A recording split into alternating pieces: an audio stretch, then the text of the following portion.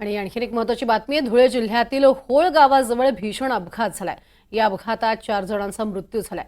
रात्रीच्या वेळी समोरून भरधाव वेगाने आलेल्या पिकअप व्हॅननं त्यांच्या इको गाडीला जोरदार धडक दिली। पिकअप वाहनाचा चालक मद्यधुंद अवस्थेत होता असं प्रत्यक्षदर्शींनी सांगितलंय।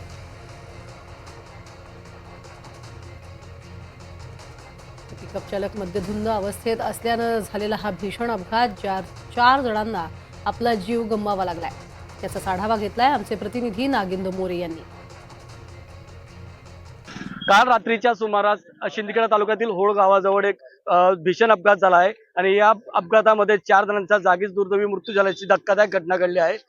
आपण पाहू शकतो की या इको गाडीमध्ये जे काही नागरिक होते ते एकाच कुटुंबातील असल्याची माहिती समोर येत आहे आणि ते काल रात्री नरडाण्याजवळ भागवत कथा ऐकण्याच्या कार्यक्रमासाठी गेले होते आणि रात्रीच्या वेळेस ते घरी परत परत येत असतानाच होळ गावाजवळ एका पिकअप वाहनाने या गाडीला जोरदार धडक दिल्याने यामध्ये 4 जणांचा जागीच दुर्दैवी मृत्यू झालेला आहे।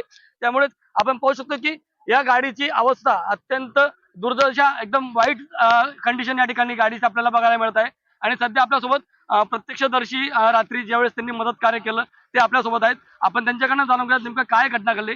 तर काय सांगाल की रात्री काय नेमकी घटना घडली? 12:30 वाजता ज्यावेळी ही दुर्घटना घडली त्यावेळेस त्या ठिकाणी खूप मोठा आवाज झाला आणि आवाज झाल्यानंतर त्या ठिकाणी आम्हाला जेव्हा कळलं गावाच्या लोकांना, आम्ही प्रत्यक्ष या ठिकाणी येऊन त्यावेळेस मदत कार्य सुरू केली।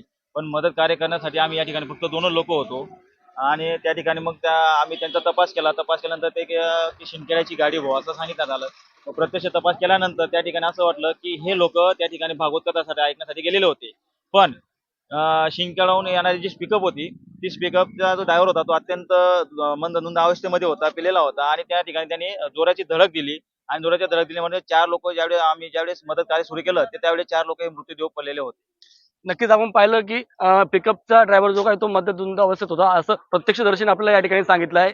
मात्र या झालेल्या भीषण अपघातामध्ये 4 जणांचा या ठिकाणी जागीच मृत्यू झाल्याचं माहिती समोर येत आहे। एनडीटीव्ही मराठीसाठी नागिंद मोरे, धुळे।